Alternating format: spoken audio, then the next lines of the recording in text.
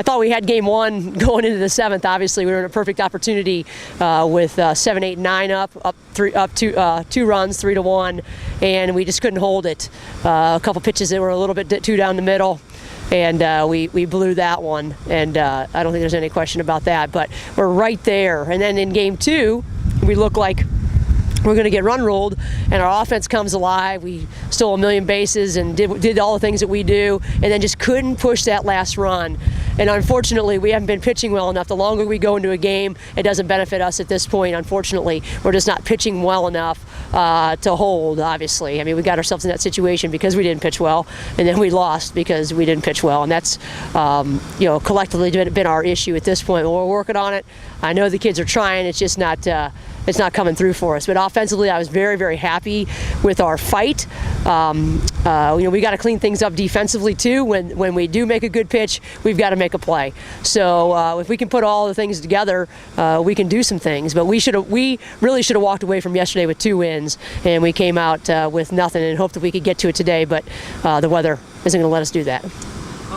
I guess, what does it say about your team? You used the word fight, but what does it say about your team when you do lose that first game in a tough fashion, and you come out and you're down early, and then they're able to rally back and sort of put all that stuff that happened previously in the earlier game and in the earlier innings behind them? Just what did that day sort of, even though it ends in 2 losses, was there something you were able to take away from that as a head coach?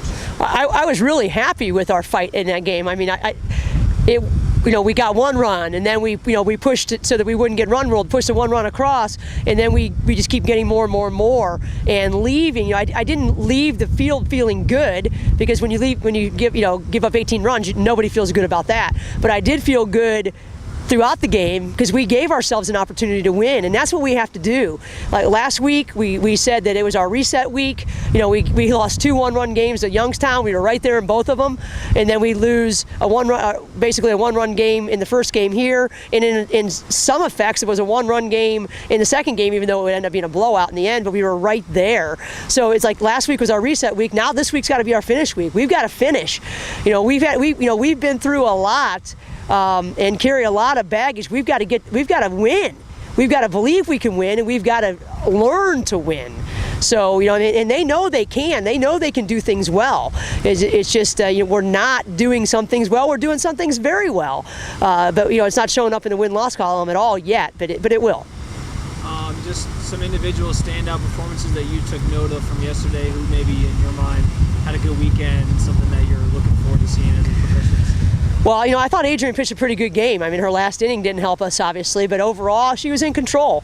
I mean, she gave up 10 hits, but she scattered them, and really, I think to the last inning, she had given up 6 or something like that.